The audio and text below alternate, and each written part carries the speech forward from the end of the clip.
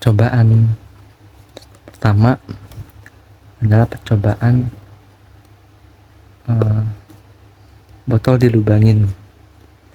Iya, jadi bahan-bahannya kita butuh botol aqua, terus kita butuh penggaris, kita butuh paku juga di sini, paku spidol, sama ini yang paling penting lakban hitam.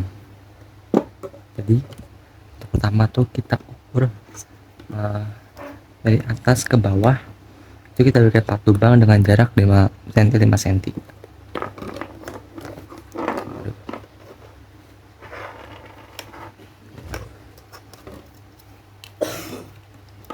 Kita tandain pakai spidol.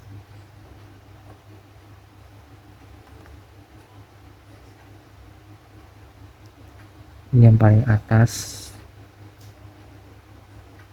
15 cm, kemudian lubang kedua,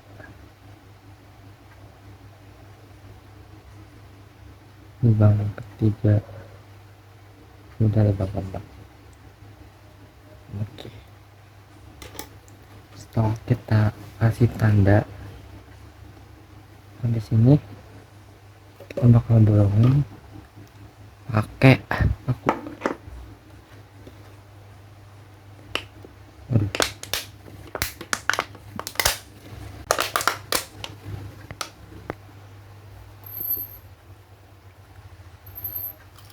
Jadi sudah berhasil dibolongin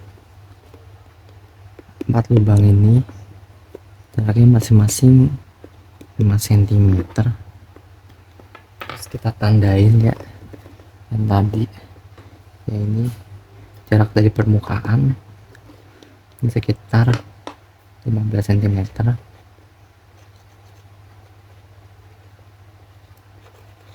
Kemudian ini udah ada 10 cm, ya ini 5 cm. Yang ini 0 karena ini kita anggap sebagai permukaan. Oke, berikutnya adalah kita tutup lubang-lubang ini dengan selotip.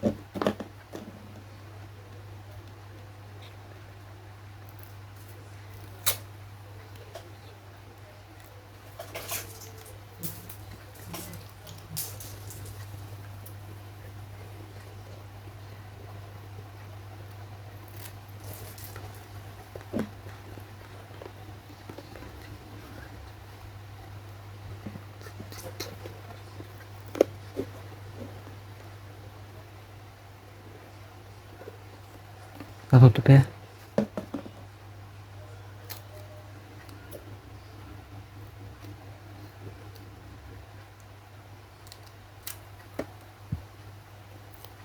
Lubang kedua.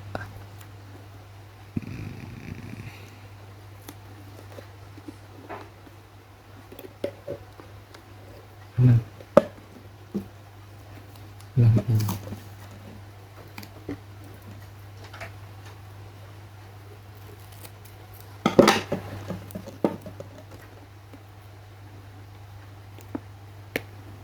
Dari tricky, soalnya bentuknya kayak gini.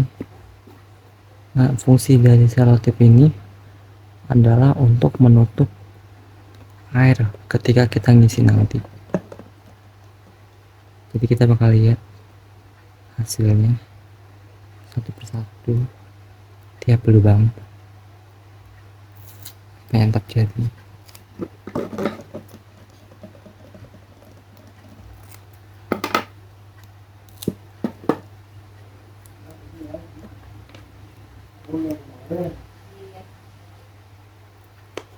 Oke, udah. Setelah itu botol ini kita bakal isi dengan air. Kita bakal coba hasilnya. Kita buka yang 0 cm yang berapa, kira-kira apa yang terjadi gitu kan. Ternyata airnya tuh nggak mengucur dengan deras ya, jadi keluar seadanya. Ya mungkin karena permukaan tuh juga jarak airnya sangat dekat ya. Kita tutup lagi, kita coba yang kedua 5 cm. Airnya lumayan deras dibanding yang 0 cm. Jarak permukaan dengan ini juga lumayan jauh. Kita tutup lagi, terus yang 10 cm lebih deras dari yang 5 cm. Jarak air dengan lubangnya juga lebih jauh lagi.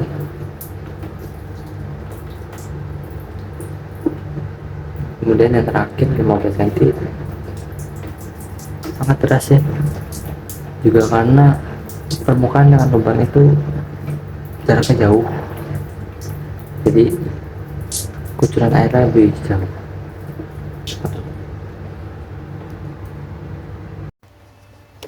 Jadi sekarang kita bakal masuk ke percobaan telur.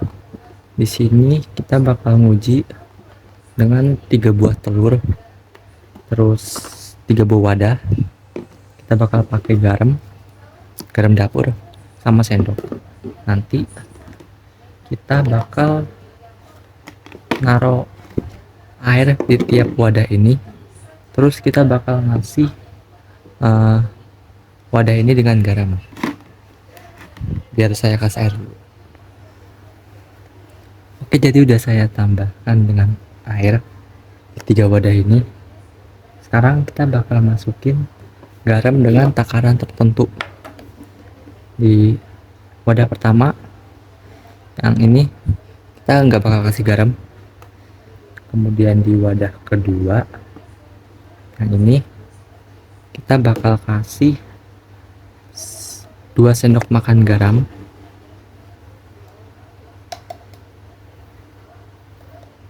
Sendok makannya habis ini. Sendok makan.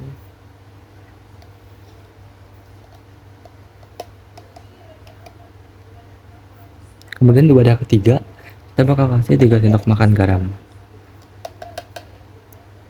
Kebanyakan.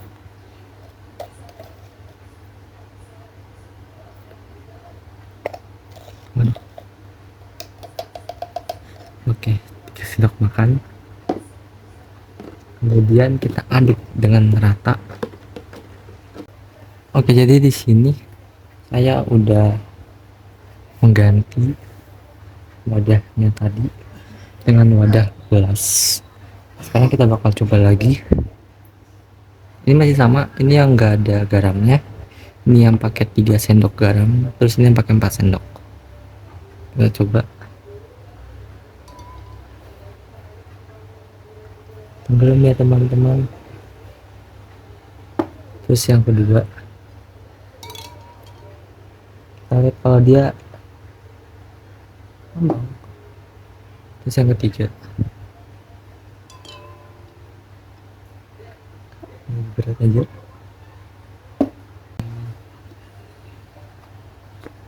Kita akan coba lagi dengan nambahin kita dengan ngebuang air yang tadi, kita bikin baru larutan baru dengan takaran yang sama, 5 sendok makan garam 4 sendok makan garam.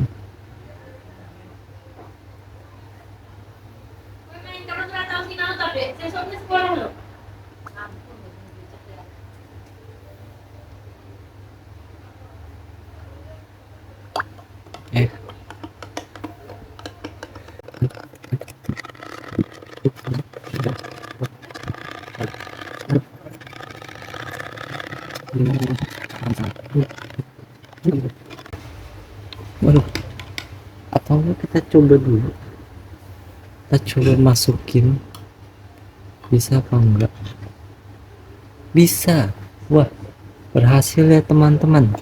Jadi ternyata percobaan kita berhasil. Kita lihat kalau larutan yang nggak dikasih garam, air polos, itu bikin telurnya ini tenggelam.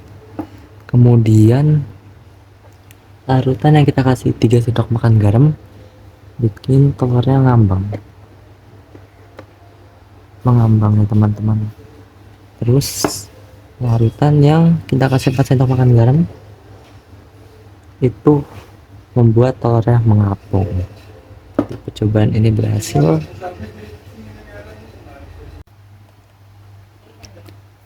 Oke, jadi untuk eksperimen berikutnya adalah kita bakal menggunakan balon, terus ada soda kue, ada cuka, ada corong, ada sendok, ada botol aqua.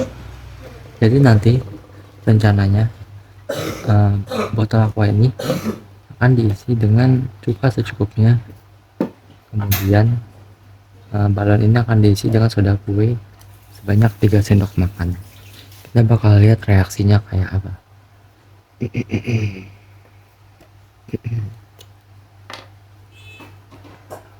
Kita masukin cukanya dulu.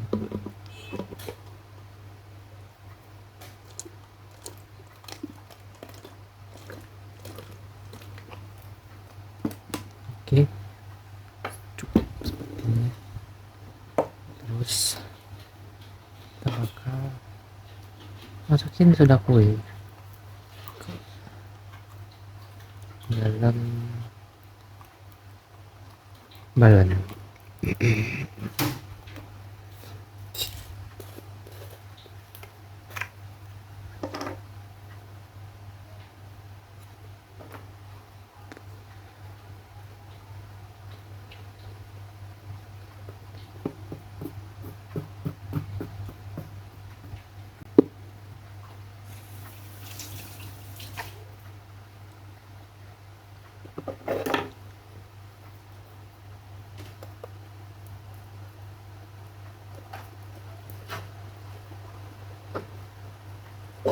Waduh, enggak lihat.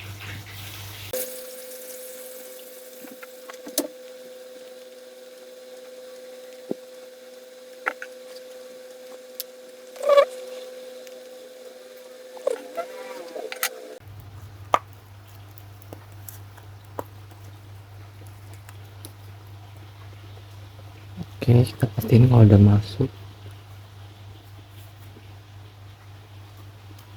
Setelah itu kita masukin. Sekarang kita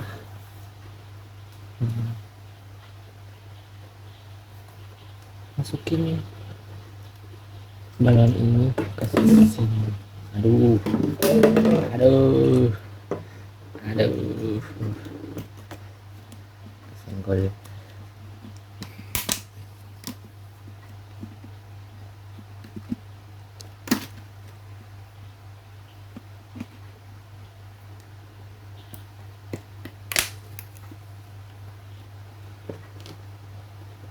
Oke, sekarang kita bakal lihat reaksinya.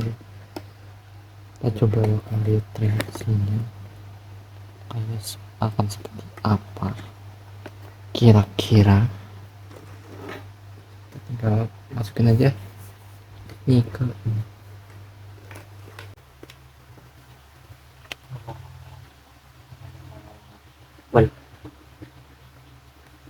balonnya besar.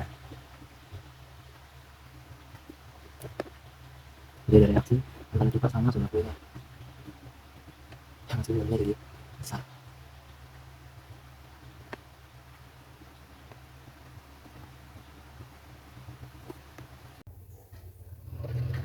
Baik, jadi setelah kita melakukan eksperimen tadi, kita dapat membuat kesimpulan berdasarkan hasil eksperimennya.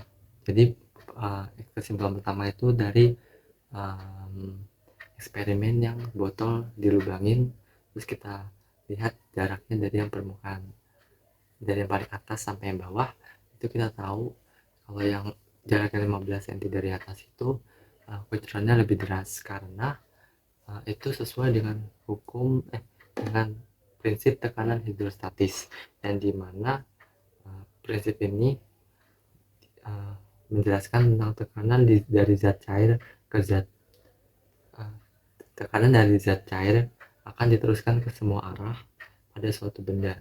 Jadi ketika tekanannya ada di bawah, tekanannya ini akan lebih deras karena tekanan hidrostatis ini terjadi karena adanya gaya gravitasi.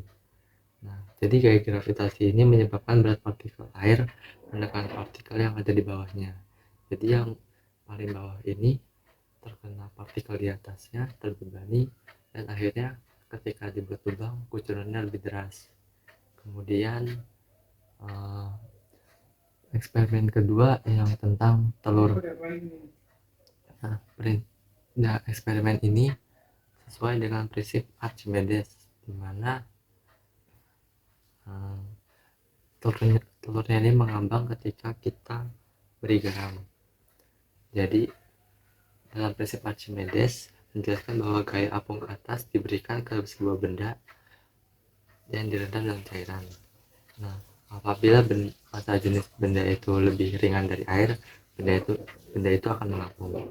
Kita lihat kalau dari telur yang kita kasih 5 sendok makan garam, itu bisa mengapung dari air karena massa jenis benda tersebut lebih ringan dari massa jenis air, berbeda dengan telur yang gak kita kasih garam, karena massa benda itu akan lebih besar daripada air sehingga dia tenggelam. Kemudian eksperimen ya tentang balon yang kita gunakan dengan cuka, kemudian soda kue, itu sesuai dengan hukum Pascal, di mana hukum Pascal menyatakan bahwa tekanan yang diberikan oleh cairan dalam ruang tertutup selalu teruskan segala arah dengan sama besar. Jadi dalam konsep eksperimen balon itu kita tahu kalau ada unsur kimia di mana soda kue dengan cuka itu akan menghasilkan reaksi gas. Nah, gasnya ini termasuk fluida yang akan menekan ke segala arah pada balon, sehingga kita tahu ketika balonnya mengembang, artinya fluida itu mengarah ke segala arah dari balon. Demikian yang bisa saya sampaikan.